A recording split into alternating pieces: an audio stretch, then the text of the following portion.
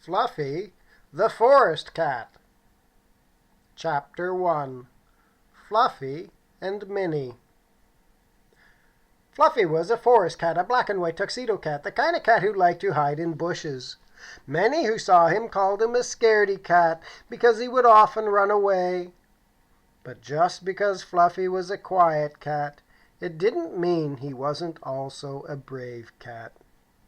You see, Fluffy was a sensitive cat, a thinking cat, a cat that liked to crawl under leaves and hide.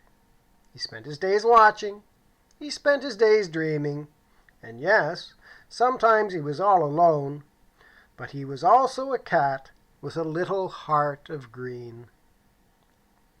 Minnie was a chipmunk, a bouncy little bundle, brown and white. She hopped here, she hopped there, she collected seeds everywhere. She collected in spring, she collected in summer, and like crazy, she collected in fall.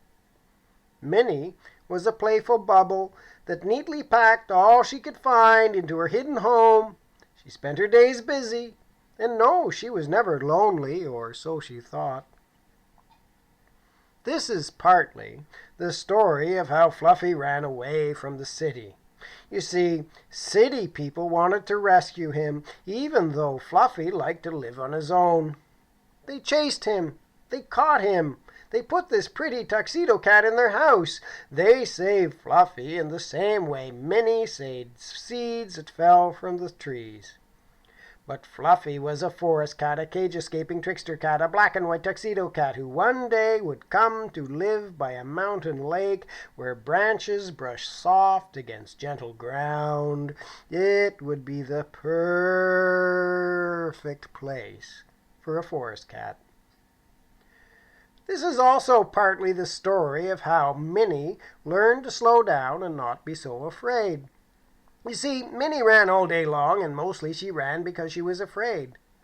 Minnie lived in a forest, and her home was in a little hole up a hill. It was a secret den she had dug at the foot of a tree. She didn't want other chipmunks to steal her seeds, and she was afraid big animals would come and eat her up. Coming and going from her home, she would zip. Zipping is how she would leave. Zipping is how she would come back. She would zip right up the hill, quick as a flash, her tail a flick down the hole.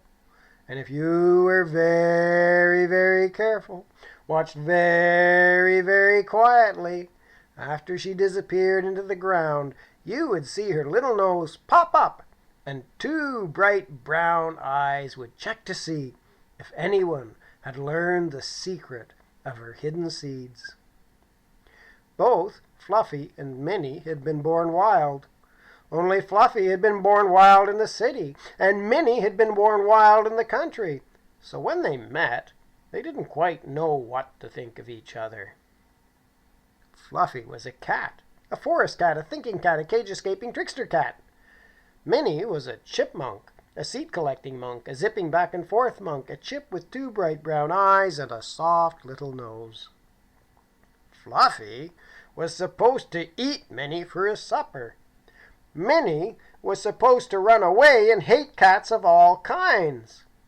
But it didn't go just like that. Would you like me to tell you the story of how Minnie and Fluffy became friends?